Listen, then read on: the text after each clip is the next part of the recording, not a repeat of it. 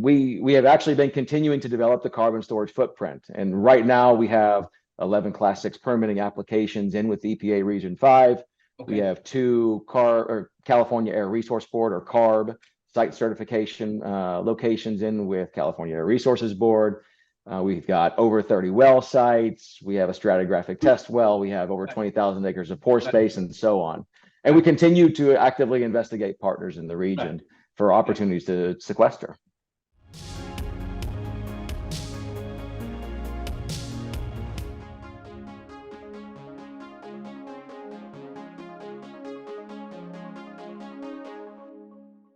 Welcome to an episode of Strategic Conversations. We host insightful discussions with top business leaders and top business minds.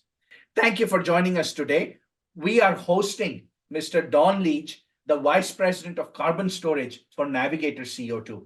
Mr. Leach will be a speaker at the Houston Strategy Forum's upcoming 5th semi-annual Carbon Hydrogen Symposium. We are excited to host him. I just had a conversation, a prep meeting with him, and some of the things that we have discussed, oh my God, you need to come listen. This is going to be incredible.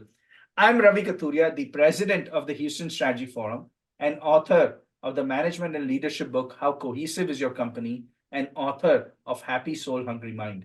Strategic Conversations are hosted by the Houston Strategy Forum. If you value these conversations, please hit like and subscribe to the Houston Strategy Forum's YouTube channel. Today's episode is sponsored by Cohegic, management consulting and executive coaching firm. Thank you for joining us, and we are looking forward to a great discussion with Mr. Don Leach. Don, thank you for taking the time to be part of the Strategic Conversations and for being on May 15th. I am really excited. My energy is up, Don, talking to you. I think this is going to be a great discussion on May 15th. Thank you, sir. Thank you very much, Ravi, for the invitation to come join you. I'm also excited to talk about, this is such a big topic that our leaders should be paying attention to as they look at what's happening inside of the energy transition and CCUS space. And I've got to remember to read both of those books that you have lined up behind you that I'm interested in, in cohesion as well. You're a good man. I'm going to make sure you're the star speaker. I'm gonna need a signature on the books when I come to the forum, though. That's the key. That's the key. Don, I promise you, only softball questions for you. All the other 16 speakers, they're going to sweat it. You are going to be the teacher sweat. Perfect. And I think it's beautiful. You're a very smart man. None of the other speakers pointed to my books at the very starting of the conversation. So it's a good move, Don. Very perceptive. That's right. Got to get it in early. Yeah, you're doing it. Great to be here. Looking forward to talking with you and talking with everybody at the forum. And I appreciate you, Don, accepting the invitation. Your colleague Tyler Durham was there with us, and other associates we have hosted. So in spite of all the feedback they may have given you about what the Houston Strategy format is and how unique and sometimes painful it can be, the fact that you accepted, I appreciate you. The authenticity of a format like that, I think that it's something that is needed in the sector today, for us to understand what the challenges are that companies like ourselves are really going through and what they're doing to overcome those challenges, or if they find opportunities to move around them. So I'm looking forward to the discussion. Yes, no, I appreciate you saying that. These are challenging problems. There are a lot of conferences that happen that have a discussion, but it's a superficial discussion. We are a discussion forum. We want to get to the real stuff. We want to have the real hard discussion. And, we don't want to hear the same standard scripted lines. We want people to come and share their true challenges. We want them to be authentic and genuine at the Houston Strategy Forum. We value that. And most of our speakers do that. They come and share stuff that you will never hear at other conferences.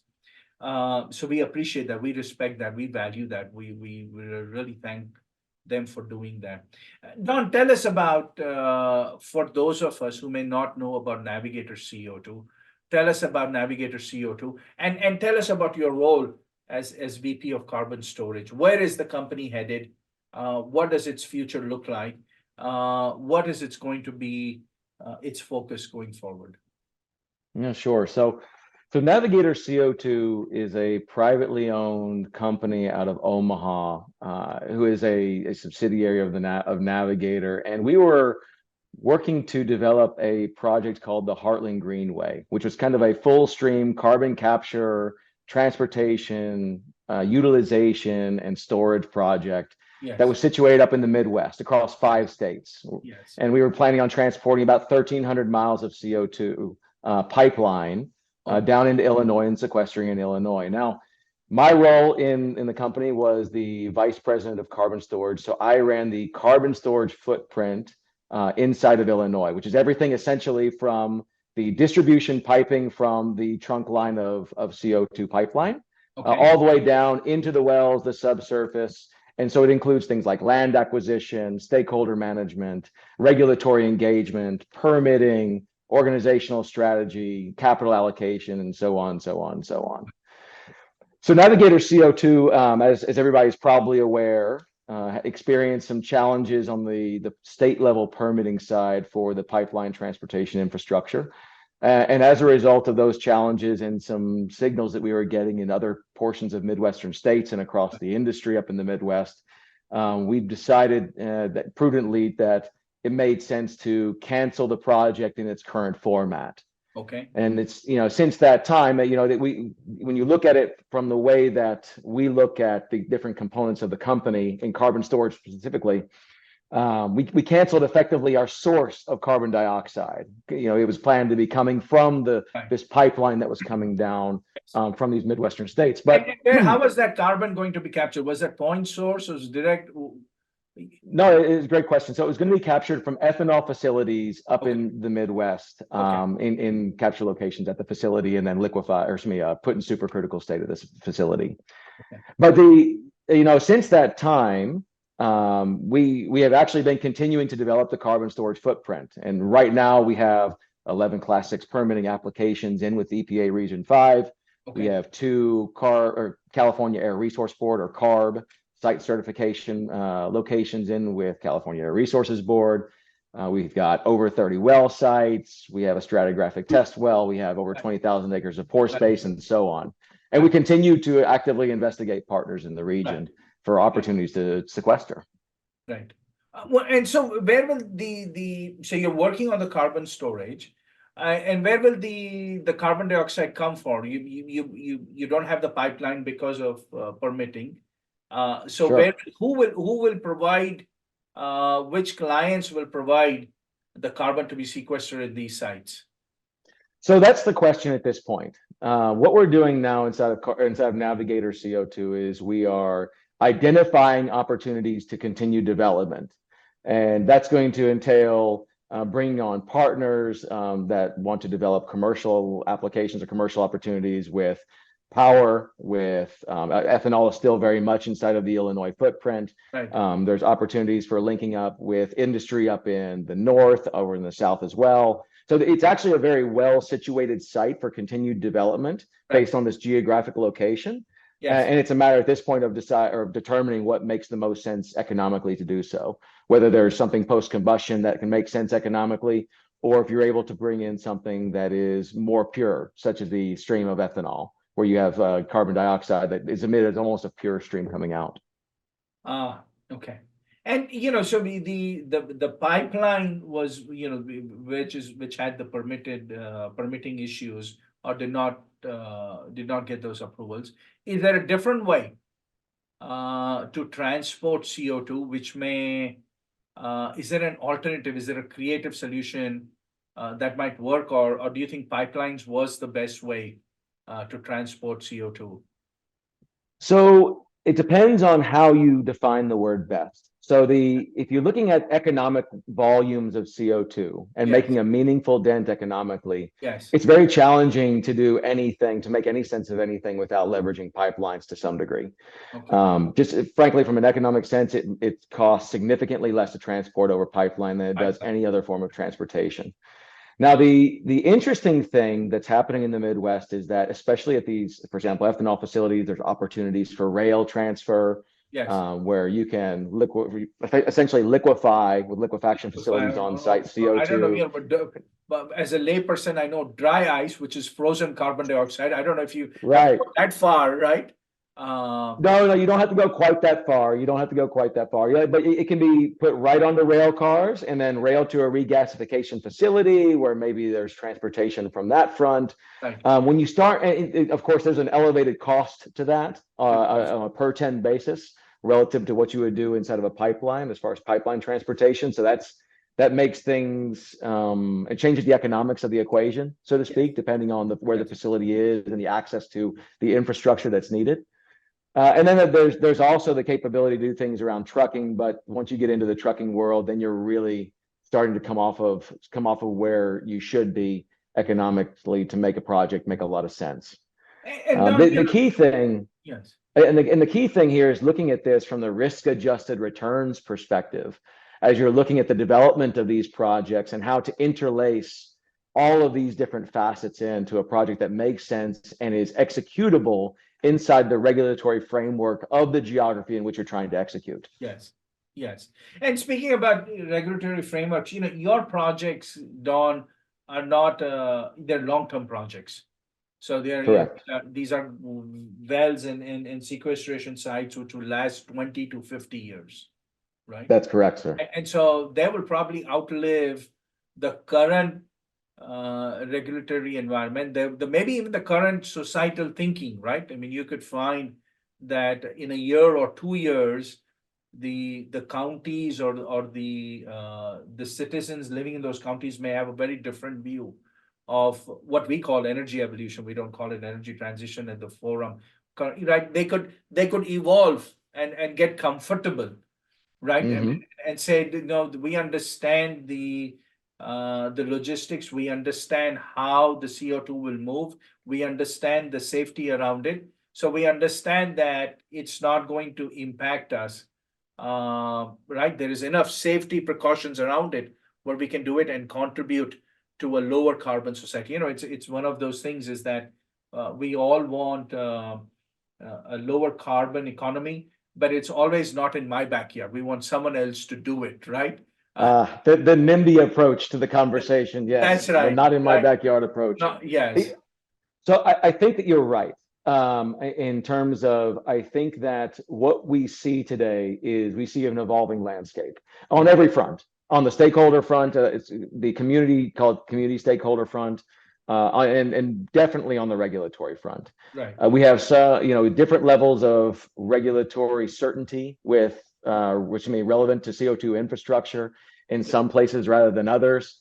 You see some disconnection between what's happening at the state level versus the federal level versus the local level. You see interplay between these levels, and all of this is different depending on where you're located at. I think that from what we see the world kind of evolving to over time, we see that there's a world where the interplay of this, or the interconnectivity of all of this different regulation and the stakeholder engagement and the community acceptance of this type of infrastructure becomes a little bit more mature than it is today, and a more accepting of the infrastructure. Yes. But that's an evolving thing, and the question really is not, I believe, if it's going to happen. I believe that it's going to happen as a natural evolution of what's happening in the world around us. I think that the question is when is it going to happen? Yes. And what forms is it going to take? And what does that look like to companies who want to further technological or infrastructure development? How that plays in with the government and what roles the different levels of government take. It's all a very dynamic space right now. And the level of maturity on where every location is in that space is different depending on where you are. Yes. Illinois, where we operated, is at a different place than, say, Iowa, which is at a different place than South Dakota, which is at a different place than Texas and Louisiana. Yes. And all of that is back-ended by the federal government, who is continuing to push the agenda around CCS development inside of the United States. So interesting industry to be in right now, but I believe that there will be an evolution to a continued acceptance and streamlined regulatory policy around it. Don, very important topics to talk about, very crucial for the decarbonization process. We as a country and really as a world need to figure out all of these issues, right? Both at the federal level, at the state level, at the county level, and get alignment so that these projects can move forward that way. It becomes easier for companies to execute these projects, right? Because there is so much risk anyways in these projects. There is economic risk involved. We have to make sure that the regulatory risk and the political risk is managed in order to facilitate this. Otherwise, these projects will have a greater, it becomes harder for these projects to succeed. So I can't wait to host you on May 15th, because you will be joined on your panel. We have Mr. Ken Wagner, who's the former Secretary of Energy and Environment for the state of Oklahoma. We will have Dr. Taim Sheikh, the Senior Energy Advisor for the EPA. That's going to be a great discussion. Don, what would be your advice or your message to the world, or your advice to the industry, and maybe even to government leaders and government officials about how to accelerate decarbonization? What needs to happen? Yeah, I would say that those would be two separate statements, but I'll try to give a wing at both of them as a preamble to what I think that makes sense for us to say on the 15th. To my fellow industry participants, I would say that it becomes very relevant to understand the macroeconomic environment, the regulatory environment in which we're attempting to execute some of these projects where they haven't necessarily been executed before, geographically, for example, or if there is a new set of policies that are coming out in legislation. Understanding that environment and understanding the risks around those environments and choosing partners that understand those risks, I think, are so important in the ability to thoughtfully and meaningfully and quickly execute projects. Things can move sideways if you don't take these things into consideration. To my regulatory colleagues, I would say that the largest single challenge that we have today is the alignment and the clarity of policy around. There are so many policies and regulations needed to get permits to get these projects done. There's simply uncertainty, and sometimes who is even in charge, who is regulating and governing components of that industry, and the timelines on getting permits, and how the interpretation of legislation that is governing the infrastructure development, how that lays out. Or perhaps it hasn't been interpreted before in this facet because there's never been a project. Yes. So understanding that is a risk to the industry, and that those risk-adjusted returns go into economic models and they go into how businesses look at infrastructure development, I think is critical, especially if we want to continue to develop this inside of the nation. I'm looking forward to the discussion because I think this is a vital topic for people to understand as they look farther and farther into developing these projects and hopefully generating some momentum in our own carbon storage development inside of the United States. Yes, wonderful. Please, if you have listened to this video, come engage with Don Leach in person in the forum's unique format and with the other speakers. Let's get all the issues on the table and let's discuss them in an open and candid manner. Don, I appreciate you, sir. I can't wait. I think May 15th is going to be a powerful discussion. Thank you, sir. Thank you so much. Looking forward to it as well. Ravi, thanks for having me. Thank you.